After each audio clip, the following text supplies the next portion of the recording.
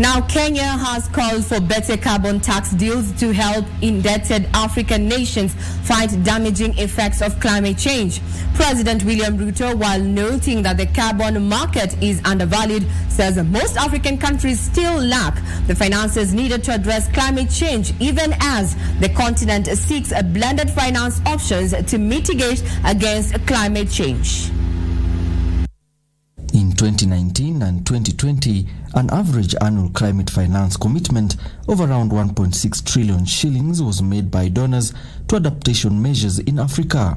It is why African leaders have issued a rallying call, blending finance methods and seeking debt relief to catalyze climate change interventions.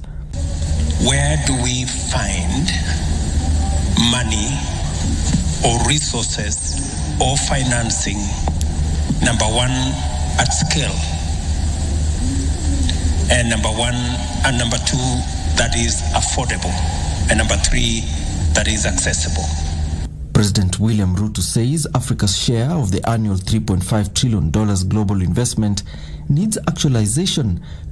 While we appreciate the contribution of our multilateral development institutions, the current financial architecture to support our progress, what they are doing is good, but it is insufficient.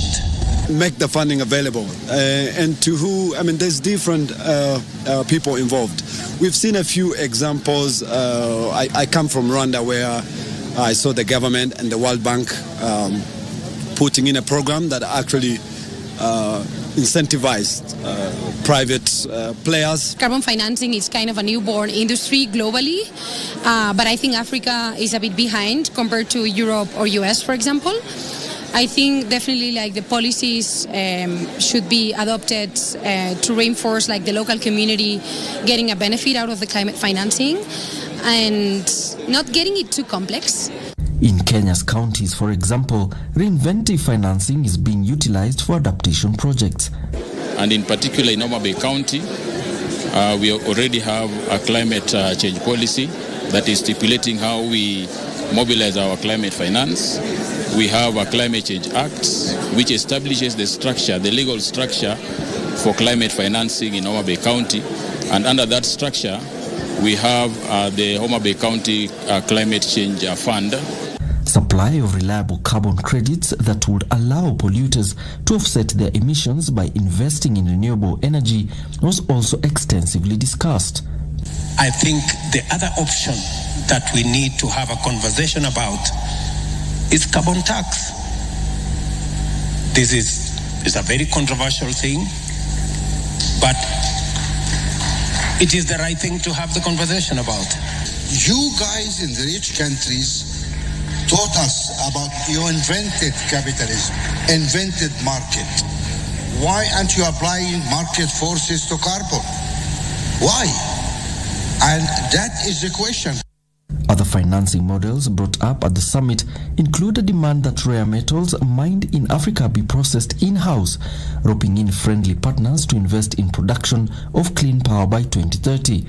African leaders are expected to make a Nairobi declaration at the end of the Africa Climate Summit. This time round, we're going to be firmly on the table. It doesn't matter how uncomfortable this conversation is. It doesn't matter who we annoy. We are going to be here until we are heard and until the right thing happens. It's day 2 here at the Africa Climate Summit, and the call continues to be on financing. Stakeholders are saying that increasingly Africa should come in one voice to make sure that the financing comes cleanly, easily and speedily. Alanoko, Prime Edition.